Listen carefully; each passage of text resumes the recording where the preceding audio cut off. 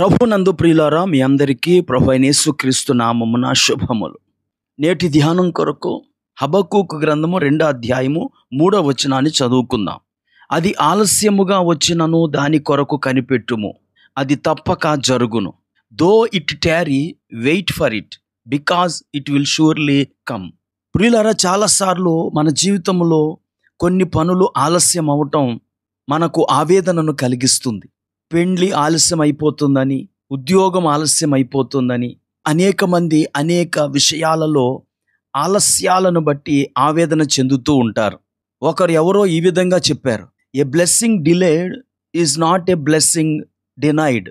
ఆలస్యమైన దీవెన తిరస్కరించబడిన దీవెన కాదట. అనేక సార్లు ఆలస్యాలే మనకు ఆశీర్వాదకరం అవుతాయి. పేతురు రాసిన 2వ పత్రిక 3వ అధ్యాయం 9వ వచనంలో, కొందరు ఆలస్యమని ఎంచుకొనున్నట్లు ప్రభు తన వాగ్దానమును గూర్చి ఆలస్యము చేయువాడు కాడు, గాని ఎవడును నశింపవలెనని ఇచ్చయింపక అందరూ మారు మనసు పొందవలెనని కోరుచు మీ ఎడల దీర్ఘశాంతము గలవాడై ఉన్నాడు. దేవుని ఆలస్యానికి కారణము మనందరము ఆశీర్వదించబడాలనే. 1979వ సంవత్సరం మే 25వ తారీఖున సువార్తికుడు డెనిస్ వైట్లీ చికాగో నుండి లాస్ ఏంజల్స్కు వెళ్ళటానికి విమానం టికెట్ కొనుక్కొని ఆ విమానంలో ప్రయాణం చేసేందుకు ఎయిర్పోర్ట్కి వచ్చాడు. ఆ వేళ ఆయన ఎంత ప్రయత్నం చేసినా ఎయిర్పోర్ట్కు రావటానికి ఒక బస్సు కానీ ఒక వెహికల్ కానీ అతనికి దొరకలేదు. మొత్తం మీద చాలా కష్టపడి అతడు ఎయిర్పోర్ట్కి వచ్చాడు. అతడు వెళ్ళాల్సిన ఫ్లైట్ DC-10 ఫ్లైట్ 191. తీరా అతడు ఎయిర్పోర్ట్కి వచ్చేసరికి ఎయిర్పోర్టు గేటు వేసేశారు. ఫ్లైట్ ఇంకా బయలుదేరలేదు, కానీ అతన్ని ఫ్లైట్ ఎక్కడానికి అనుమతించలేదు. అతడు ఎంతో బ్రతిమాలాడు, కానీ అధికారులు ఏమాత్రము ఒప్పుకొనక అతనిని లోపలికి అనుమతించలేదు. సరే, ఇక చేసేదేమీ లేక డెన్నిస్ వైట్లీ గారు మరో టికెట్ను బుక్ చేసుకోవటానికి బుకింగ్ కౌంటర్ దగ్గరికి వెళ్ళి లైన్లో నిలబడ్డారు. అతడు ఎయిర్పోర్ట్లో ఉండగానే ఆయన ఎక్కాల్సిన విమానం ఫ్లైట్ 191 టేక్ ఆఫ్ అయ్యింది. ఆయన ఇంకా ఆ బుకింగ్ కౌంటర్ దగ్గర లైన్లో ఉండగానే కొద్దిసేపటికే విమానాశ్రయ ఇంటర్కామ్ ద్వారా ఒక ప్రకటన వచ్చింది.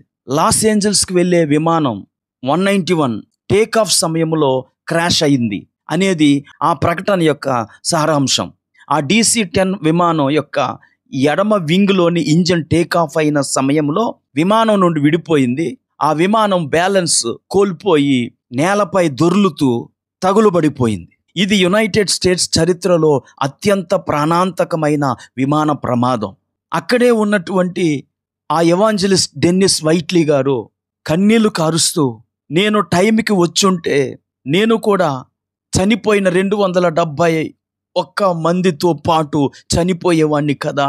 నేను ఆలస్యంగా రావటము నాకు ఆశీర్వాదమని ప్రభువును స్తుతించారు. అంతేకాదు, అతడు ఆ టికెట్ డబ్బును వాపస్ తీసుకోకుండా ఆ టికెట్కు ఫ్రేమ్ కట్టి తన ఆఫీసులో వేలాడగట్టారు. అతడు ఎప్పుడైనా దేనిని గురించి అయినా బాధపడినప్పుడు, లేదా దేవుని ఆశీర్వాదాలను గురించి ఆవేదన చెందుతూ ఉన్నప్పుడు ఆ టికెట్ తీసుకొని దేవుడు నమ్మదగిన వాడని గుర్తు చేసుకుంటూ సంతోషిస్తూ ఉంటాడు. ప్రియులారా, ఇప్పుడు ఈ ఉదంతా నేను ఎందుకు జ్ఞాపకం చేస్తున్నానంటే, మీ జీవితంలో కూడా దేవుడు ఏదైనా ఒక అద్భుతాన్ని చేయటానికి ఆయన ఆలస్యం చేస్తున్నాడంటే అది మీకు ఆశీర్వాదమే అని మీరు మర్చిపోకండి. అపోస్తలుడైన పౌలు రోమీయులకు రాసిన పత్రిక 8:28లో, దేవుణ్ణి ప్రేమించే వారికి, అనగా ఆయన సంకల్పము చెప్పున పిలువబడిన వారికి మేలు కలుగుటకై సమస్తమును సమకూడి జరుగుచున్నవని చెప్తాడు.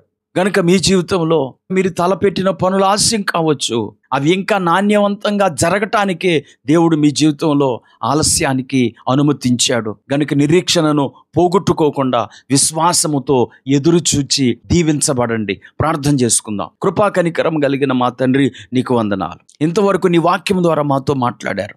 ఆలస్యమని మేము ఆవేదన చెందకుండా నిరీక్షణతో ఎదురు చూచే బిడ్డలుగా మమ్మలను చేయమని యేసుక్రీస్తు నామమున ప్రార్థించి వేడుకుంటున్నాము.